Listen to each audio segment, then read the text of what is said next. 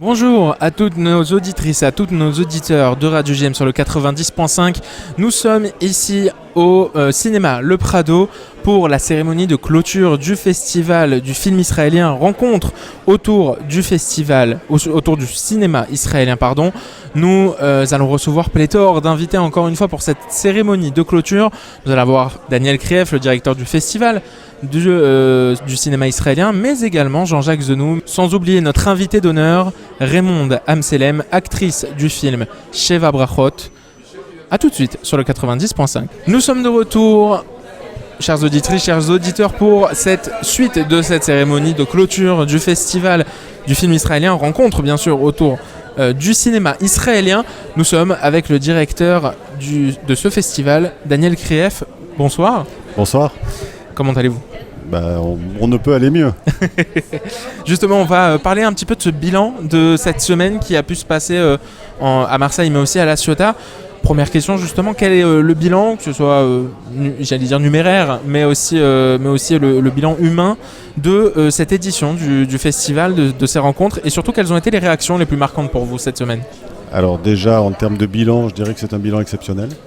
Dans une situation qui était quand même assez compliquée à organiser, assez compliquée du fait de la sensibilité aujourd'hui de la situation en Israël et de la peur que peuvent avoir les personnes pour pouvoir se déplacer, en particulier dans des manifestations où il y a beaucoup de personnes. Mais tout le monde a répondu présent, donc je peux vous dire que cette année on a fait exploser les chiffres. Donc on n'a jamais eu autant de monde au niveau du festival. Donc ça c'est une grande réussite. Et en termes de satisfaction, je pense que, en tout cas pour avoir laissé traîner mes oreilles, les gens sont extrêmement satisfaits des films qu'ils ont pu voir, qui sont assez hétéroclites. Il y avait des comédies dramatiques, il y avait des films musicaux. Et je pense que le fait qu'on ait pu présenter des films qui ne se ressemblaient pas, les uns avec les autres, ça a beaucoup plu. Et ça, on a pu le voir par le nombre de personnes qui sont venus la première fois pour voir The Monkey House, par exemple, le mercredi soir à l'ouverture, et qui sont revenus 2, 3, 4, 5, voire 6 fois voir les autres films. D'accord, justement, vous parlez des films et le fait qu'ils soient hétéroclites. Il y avait énormément de choix justement cette semaine dans ce festival. Et en général, la cérémonie de clôture, c'est plutôt un moment fort dans ce genre de festival. Comment est-ce que vous avez choisi le film et surtout, comment est-ce que vous avez choisi de le clôturer pour cette édition qui se clôture d'ailleurs en beauté ? Alors, je vais vous dire un petit secret, c'est que Sheva Brachot, je ne l'avais pas prévu en soirée de clôture, mais je l'avais prévu en soirée d'ouverture. Ah ! Parce que je considérais que c'était le meilleur film et j'avais envie de le mettre en soirée d'ouverture parce que je voulais impressionner dès la soirée d'ouverture. Le fait est, c'est que Raymonde Amselem, l'actrice principale, n'était pas disponible pour la date de soirée d'ouverture, mais par contre était disponible pour la soirée de clôture. Oui. Donc j'ai préféré modifier l'agenda et je l'ai mis en soirée de clôture. Et d'un autre côté, ça va être, je pense, le clou du festival.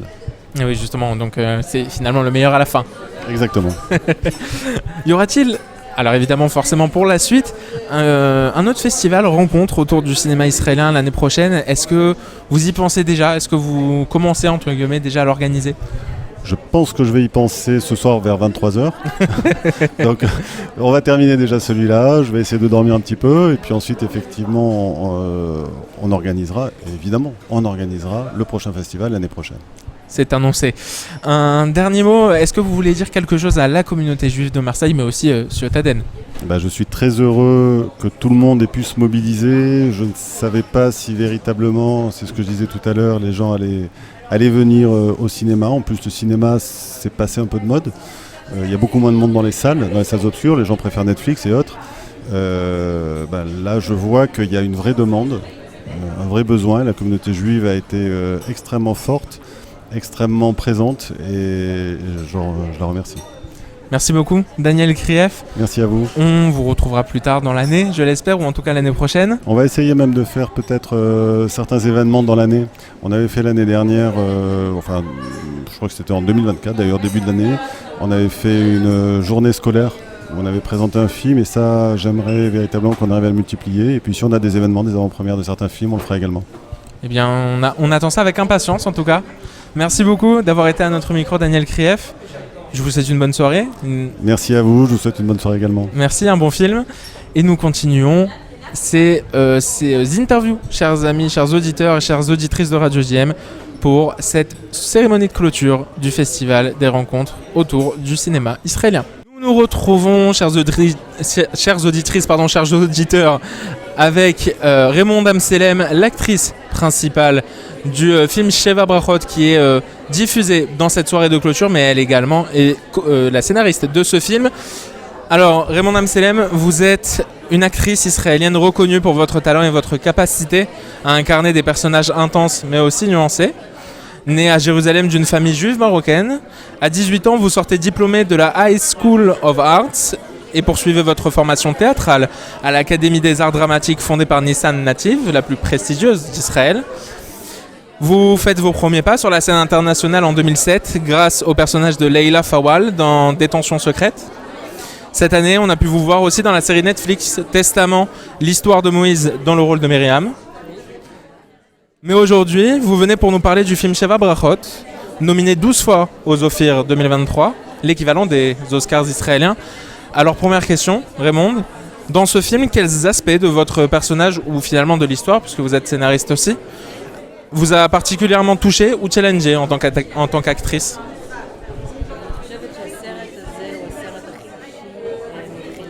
עד היום. אמרתי שאני חושבת שהסרט הזה הוא הסרט הכי אישי מבחינתי עד היום, מכיוון שהוא קודם כל מכתב אהבה לתרבות היהודית מרוקאית ולמשפחה שלי ושל השותפה שלי לסרט, אלינור סלע. Donc ce film, c'est le plus personnel de tous mes autres films que j'ai faits parce que c'est une lettre d'amour à ma communauté juive marocaine et à ma famille, et ainsi qu'à ma collaboratrice, אלינור סלע. הדמות של מרי מבחינתי מכילה כל כך הרבה כאב, אבל מצד שני גם בצד הכאב היא נלחמת על המקום שלה בעולם, במשפחה שלה. היא נלחמת לצאת מהכאב ולהיות אחת מהן.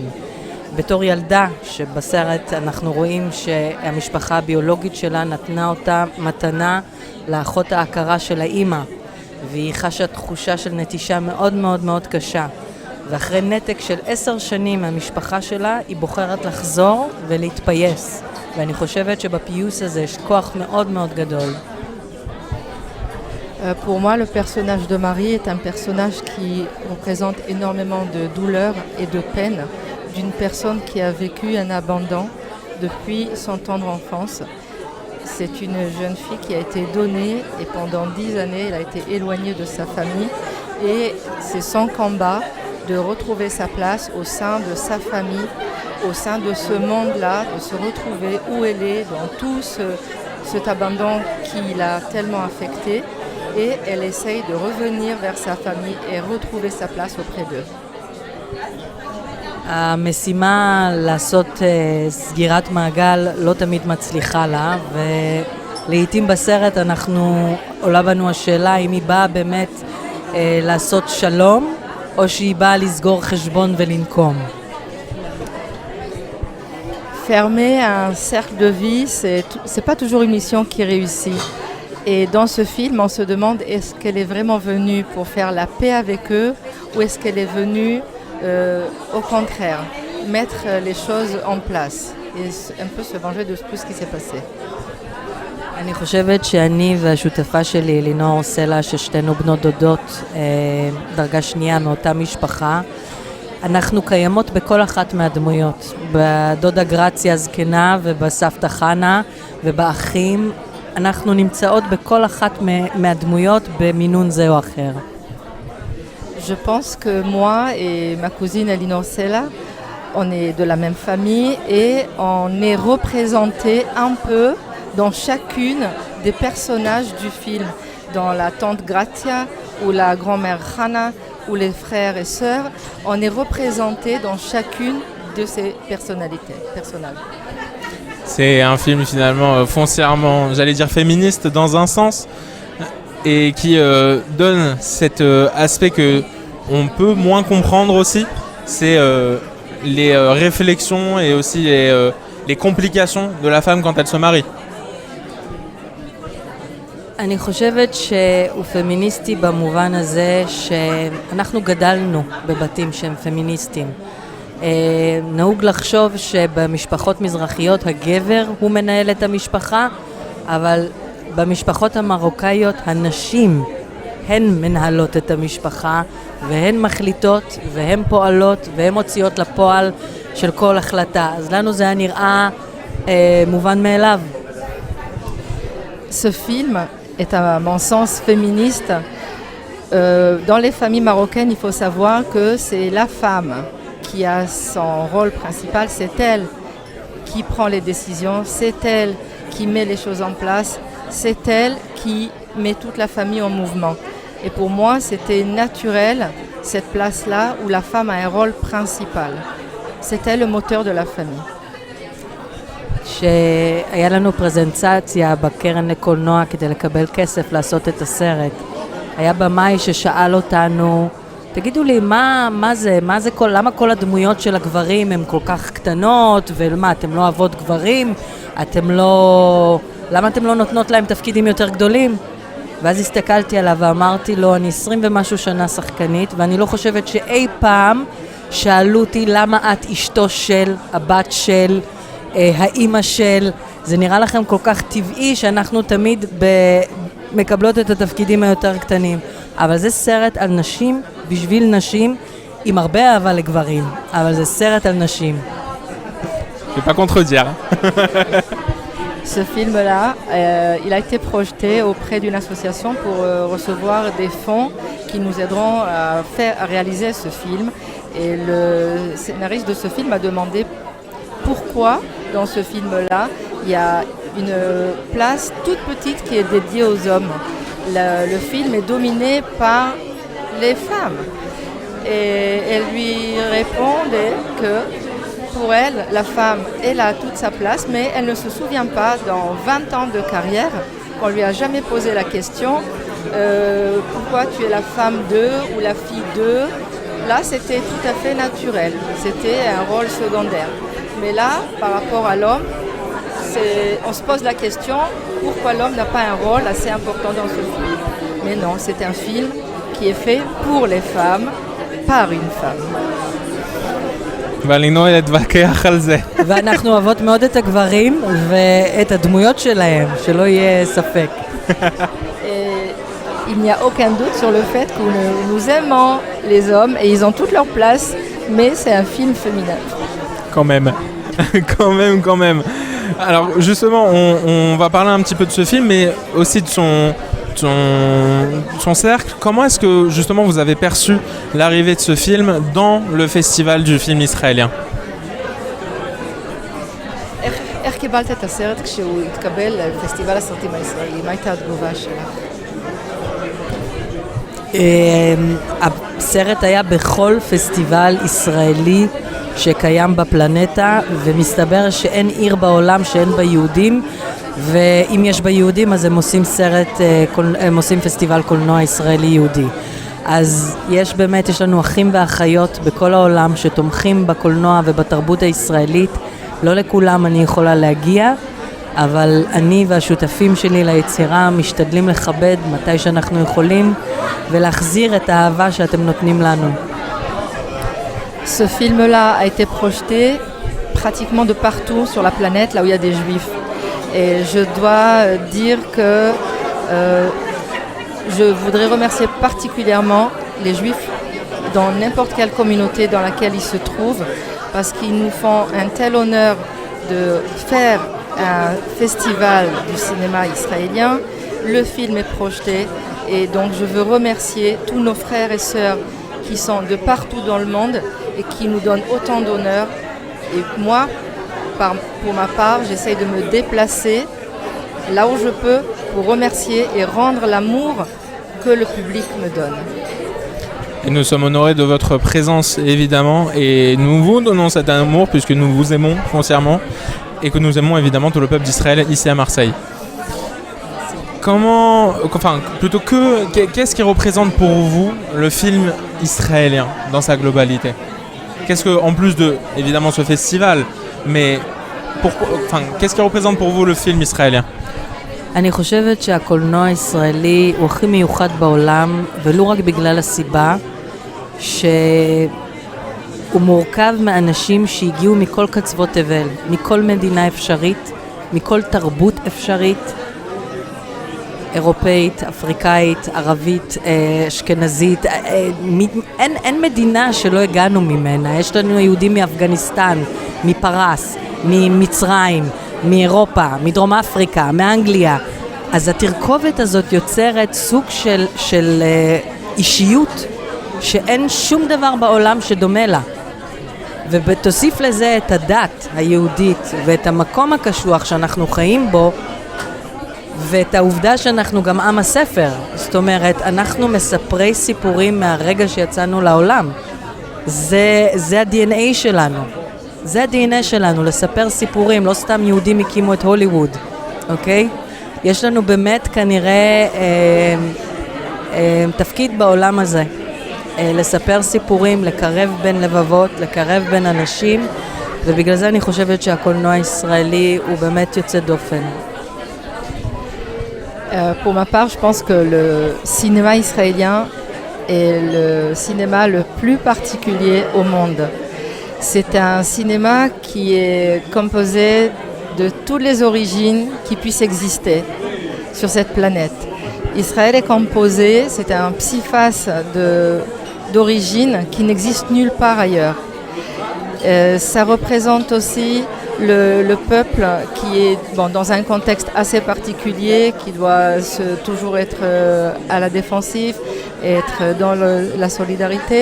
C'est aussi le peuple du livre que depuis toujours le peuple a suivi le livre saint. On partage la même religion et c'est un monde où on est obligé de se montrer toujours solidaire, spécial et unique. Un cinéma donc qui traverse les frontières et forcément qui contribue au cinéma donc israélien au-delà des frontières. Comment justement était votre accueil en France? Formidable. אני חושבת שיש לכם פה קהל שמאוד אוהב להיחשף לדברים שונים, שמאוד פתוח ומאוד אוהב קולנוע איכותי, וכמו הקהל בישראל שמאוד פתוח לסרטים מכל העולם ובשפות שונות, אז אני מוצאת הרבה דמיון. והמפגשים עם הקהל שהיו לי גם בפריז וגם פה במרסיי היו נהדרים. Je pense que c'est un public qui est très ouvert. C'est un public qui sait reconnaître un cinéma de qualité et qui aime bien voir ce que le cinéma israélien peut lui porter. Lorsque j'étais à Paris, j'étais exposée aussi à un public qui a beaucoup apprécié le cinéma, qui amène quelque chose qui est étranger, quelque chose d'original. Et ce cinéma est très apprécié et je remercie ce public qui reste très très ouvert. Dernière question. Merci. Dernière question. Ouais. C'est quoi la suite? Quels sont les projets pour l'avenir? Au cinéma, au théâtre, puisqu'on sait que vous êtes sur les planches? Il y a beaucoup de plans. קודם כל אנחנו מתכננות לכתוב סרט שני, סרט המשך למשפחה הזאת, למשפחה שאתם פוגשים בסרט 7 ברכות. זה יקרה 13 שנה אחרי, בבר מצווה של מרי בפריז, לבן שלה. אנחנו גם עובדות על עיבוד של הסרט לתיאטרון. חוץ מזה אני משחקת באופן תדיר בסרטים, בסדרות בארץ. ובאופן כללי מאוד אוהבת את המקצוע שלי ואת כל מה שהוא מביא איתו. Donc ce film-là, on est en train de faire une suite qui sera 13 ans après cette première partie-là. Ça sera la bar mitzvah du fils à Marie. Donc ce film-là, ça sera la suite de celui-ci. Et mis à part ça, je joue beaucoup au théâtre, je participe à d'autres films, j'ai beaucoup de projets et je vais continuer à jouer. Et en tout cas, on suivra vos aventures. Merci beaucoup, Merci vraiment, à Dame vous. Solem, de nous avoir donné de votre temps. et d'avoir été sur Radio JM. Merci beaucoup. Passez une bonne soirée. Bonne soirée à vous. Merci. Et nous continuons notre soirée spéciale, comme vous le savez, pour la clôture de ce festival du cinéma israélien, toujours sur Radio JM, bien sûr. Et nous sommes de retour avec notre dernier invité. Comment ne pas finir avec le président de Radio JM, Jean-Jacques Zenou. Bonsoir. Bonsoir Nathan, bonsoir à tous les auditeurs. Merci à toute l'équipe technique d'être présent. Je pense à Jo qui est cette installation technique directement au cinéma Le Prado. C'est super. Merci à Jordan, merci à Magali, à Sylvie qui va animer la soirée. Voilà, parce qu'il ne faut pas oublier nos proches, tous ceux qui font que la radio est présente, la radio est forte. Et merci à ces équipes. Et merci Nathan aussi d'animer cette soirée. Avec grand plaisir, tout le monde est mobilisé ce soir justement pour cette cérémonie de clôture. Jean-Jacques Zenou, première question. En général, la cérémonie de clôture est un moment symbolique. En tant que média partenaire, quel rôle vous voyez pour Radio JM dans la continuité de ce type d'initiative culturelle ? Radio JM qui existe depuis plus de 40 ans, qui est le moteur, qui est la vitrine de ce qui se fait dans la communauté, ce qui se fait, qui va porter, qui va accompagner la vie culturelle, la vie culturelle aussi. Mais là, on est sur du culturel et d'autant plus quand c'est Israël, on se devait, Radio JM, d'être présent, de mettre en avant cette culture qui met en avant le 7e art. C'est cet art qui permet de voir la réalité de la société israélienne dans toute sa complexité, dans toute sa diversité. Et c'est le meilleur moyen de lutter contre l'antisémitisme, contre l'antisionisme qui aujourd'hui qui est devenu l'antisémitisme moderne. Et c'est le meilleur moyen. Et donc, bien évidemment, que Radio JM, qui est une radio citoyenne mais militante pour le peuple juif et pour une radio sioniste, nous devions de soutenir cet événement essentiel pour la ville de Marseille. Et justement, après avoir suivi et soutenu cet événement, quel regard portez-vous sur son évolution et surtout sur l'engagement de la communauté marseillaise autour du cinéma israélien, puisque Daniel Kref nous a dit qu'il y avait eu de très bons retours, autant côté ciotadin que côté marseillais. Alors, c'est vrai que ce grand pari de faire autant de séances avec peu de communication, parce qu'il faut rappeler au contexte. On est dans un contexte, aujourd'hui, parler en Europe d'opérations, d'événements israéliens, c'est source de problèmes importants. On l'a vu malheureusement à Amsterdam, on l'a vu pour les moyens mis en œuvre pour le match de foot France-Israël. Donc, réussir ce grand pari d'organiser une semaine de projection, de programmation avec autant de films et avoir autant de monde. Bravo à Daniel Krief et à toute son équipe d'avoir organisé cet événement culturel.